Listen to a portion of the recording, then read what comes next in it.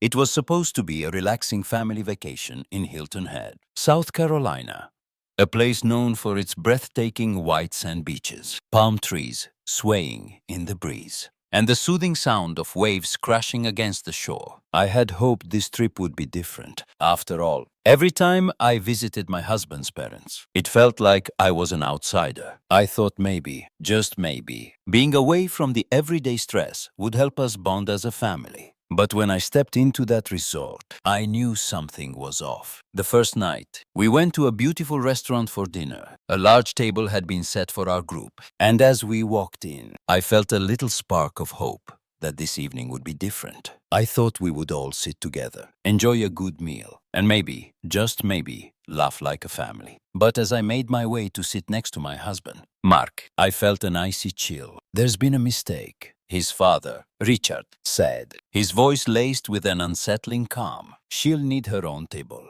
I froze. Surely I had heard that wrong. What? I asked, bewildered. Excuse me. His mother, Susan, didn't even look up from her.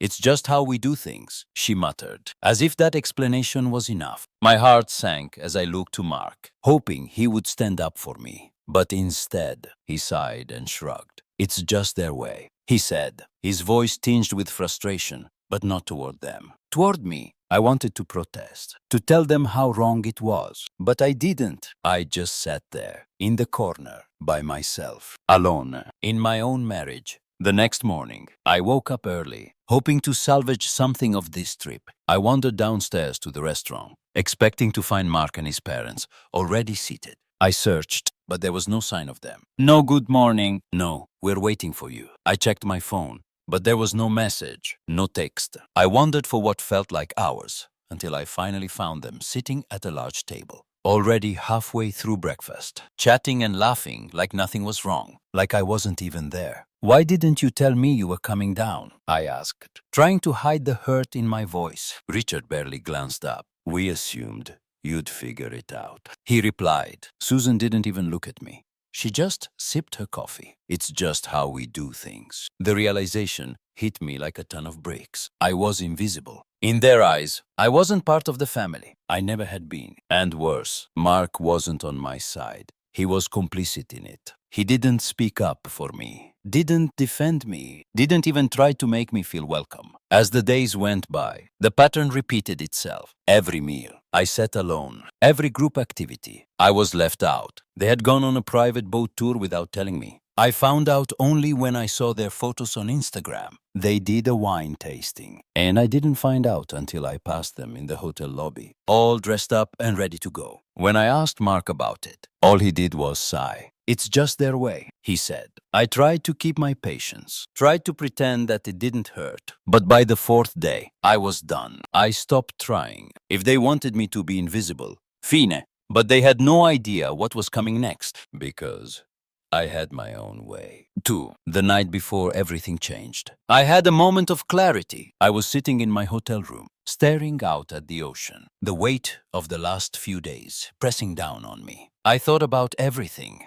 How they treated me like an afterthought. How Mark never stood up for me. How this wasn't just a weird family tradition, but a manipulation. It wasn't just about me being isolated. It was about control. I was sick of it. I was done being their punching bag. Done being the one left behind. I wasn't going to sit there and take it anymore. That night, while Mark and his parents were out celebrating their perfect vacation, I stayed behind in my room. But I wasn't sulking or feeling sorry for myself. I was planning. I opened my email and pulled up all the reservation confirmations, the hotel bookings, the rental car, the dinner reservations.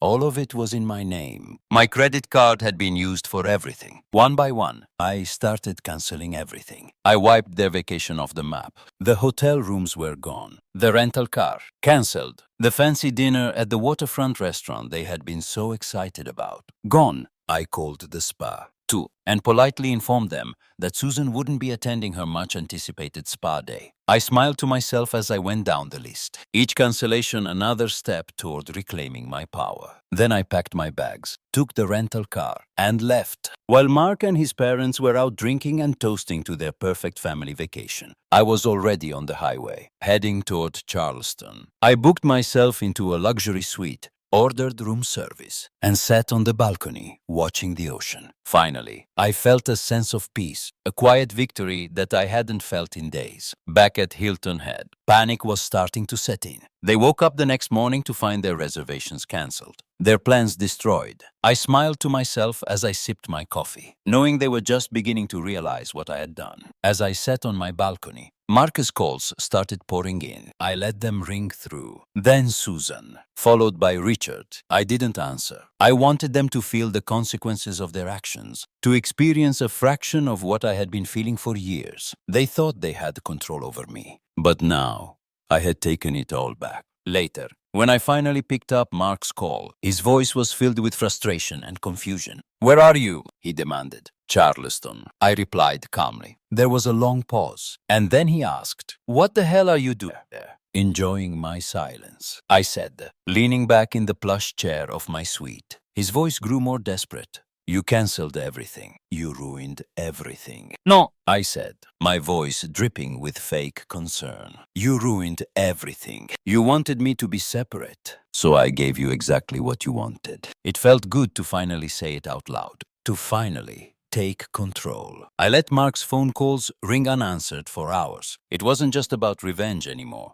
It was about proving a point, showing them that their little game of control wasn't going to work on me anymore. I wasn't going to be the quiet, compliant wife, waiting for scraps of attention or respect. I had done that for too long, and now I was done. But I knew what was coming next. The moment I left, the storm was about to break. I could feel it in my bones. I imagined Richard stumbling out of bed, groggy and disoriented, only to be met by the hotel manager at the door, explaining that their reservation had been cancelled. I pictured Susan rolling over to grab her phone, ready to check the itinerary for the day, only to see a string of cancellation emails piling up. And Mark, well, I knew he would be confused at first, but then he would start to realize the magnitude of what I had done. And then it happened. The texts started coming in. Mark's voice was frantic when he called again. "Where are you? Why are you doing this?" he demanded, his words thick with panic. "I'm in Charleston," I replied, calm as ever. "I told you, I left. I'm not coming back." His voice lowered. "You can't just leave. You can't do this to us." "I did exactly what you wanted." "Mark," I said, taking a deep breath and holding back the satisfaction bubbling inside me. "You wanted me to be separate, so I made myself disappear." He was silent for a moment. Then came the texts, each one more desperate than the last. "We have nowhere to stay. You ruined everything. Mom's freaking out. Dad's about to lose it. I need you to fix this now." I smiled to myself. I wasn't sure if it was the sweet taste of revenge or the bitter reality that they had finally felt what it was like to be ignored and dismissed. I wasn't just some afterthought anymore. I was the one in control. I later found out just how badly things had gone for them. The hotel, fully booked, meant they had to scramble to find somewhere to stay. They ended up in a rundown motel 20 minutes away from the resort, a place with flickering lights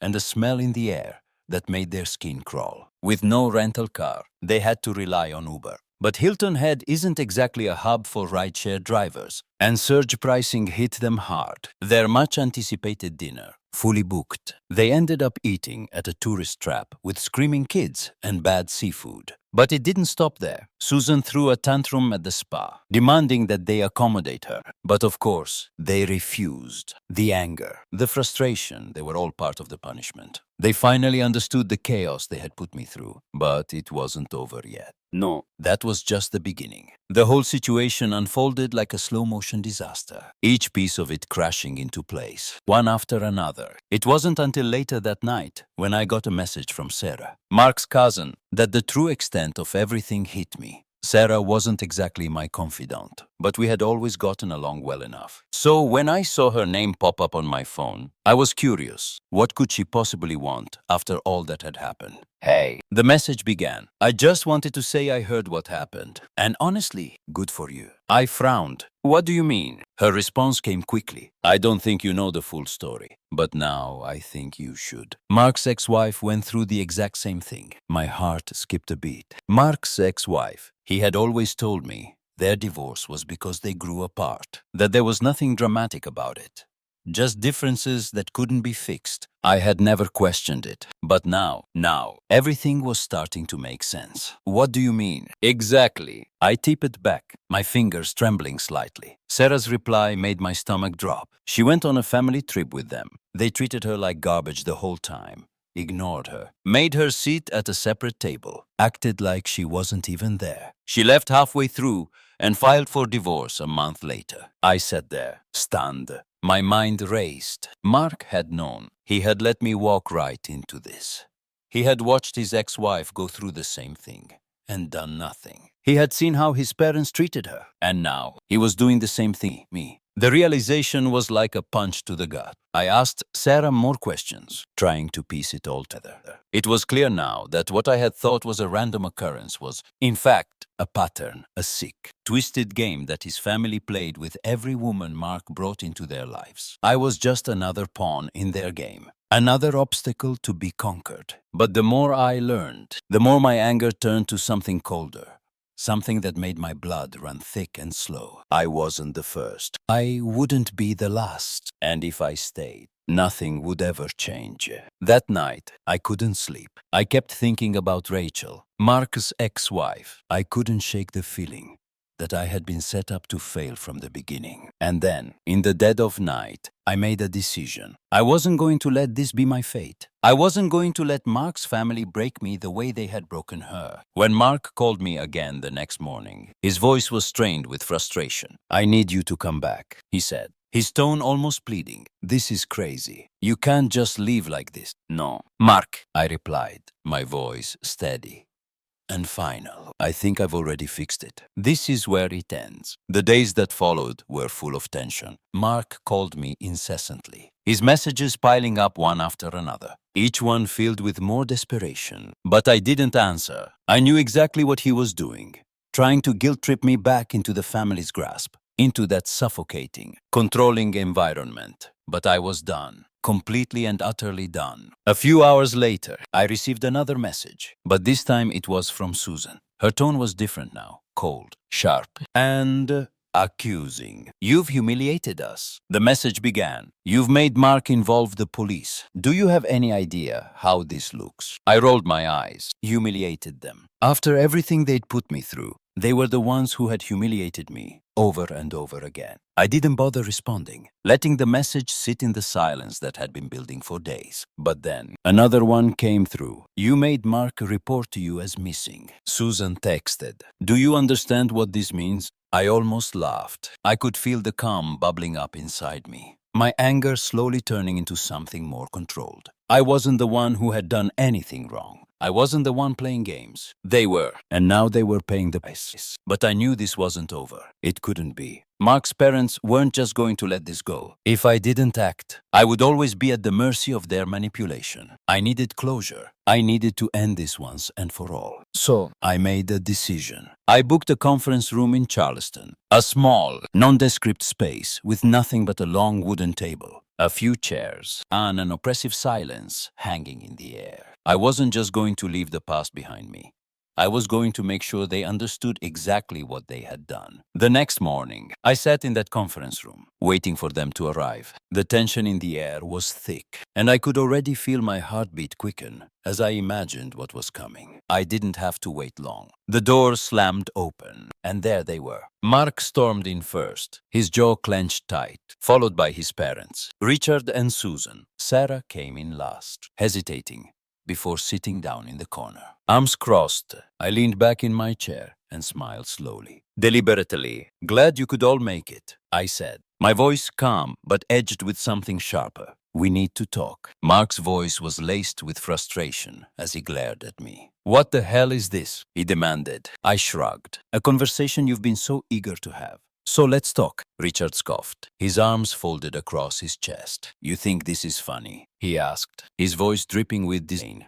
"No," I said, meeting his gaze with unwavering calm. "I think it's pathetic. I think you've spent years playing sick little games with the women in your family, and now you've picked the wrong one." Susan's eyes narrowed. "You abandoned us," she spat, her voice high-pitched and shrill. I chuckled darkly. Abandoned you? That's rich. You spent an entire vacation pretending I didn't exist, and I'm the one who abandoned you. Mark's face contorted with anger. You're blowing this out of proportion. That was the moment. I slammed my hands on the table, the noise echoing in the small room. I am your wife, I said, my voice cold and sharp. Not a stranger, not some random outsider. I am your wife. And you let them treat me like nothing. Mark froze, his face paling. I could see the realization hitting him. His mother's eyes widened in disbelief, and his father's expression darkened. But it was too late for apologies now. I pointed a finger at Mark. You knew this wasn't the first time. You knew exactly what was happening, and you let it happen anyway. There was silence in the room, a heavy, suffocating silence. Then Susan cut in, her voice trembling with defensiveness. We were just following tradition.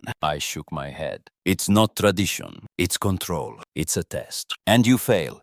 Every woman who walks into this family. Mark's face twisted with frustration. You're overreacting. I reached into my bag and pulled out my phone, placing it in front of him. Read this, I said, my voice steely. He hesitated before picking up the phone and scrolling through the messages from Lauren, the sister of Mark's ex-wife. I watched his face tighten with every word. He looked up at me, his eyes wide with disbelief. Then he slammed the phone down on the table like it had burned him. Okay, this isn't proof of anything, he muttered, crossing his arms defensively. I turned to Susan. Is that right? Because last night, you sent me a message threatening me. You told me that if I didn't come back, Mark would make things very difficult for me. Susan's mouth snapped shut. There was no denying it now. The truth was out in the open. Sarah, who had been silent up until this point, let out a low whistle. Wow, she said quietly. Mark turned to his mother, his voice rising with anger. You did what? Susan stiffened, her eyes narrowing. I was just trying to make her understand. Mark's jaw clenched. And for the first time, I saw a flicker of doubt in his eyes. You've been playing this game for years, he said, his voice tight with frustration. And now, you're trying to do it to her. I leaned forward, locking eyes with him. Mark, they've been controlling you your entire life. And you let them manipulate you into doing their bidding. And now I'm done. I'm not going to be your pawn anymore. Mark's face paled. Wait, he said, his voice almost pleading. Where are you going? I'm leaving, I said, standing up and grabbing my bag. You can't just leave, Mark said, his voice shaking with desperation. I already have, I said, my voice steady and final. And I'm never coming back. As I walked out of that conference room, I felt a weight lift from my shoulders. I didn't need Mark to understand. I didn't need his family to approve. For the first time in a long time, I was free. 6 months later, the divorce was finalized. Mark tried everything, begging, blaming, even accusing me of overreacting.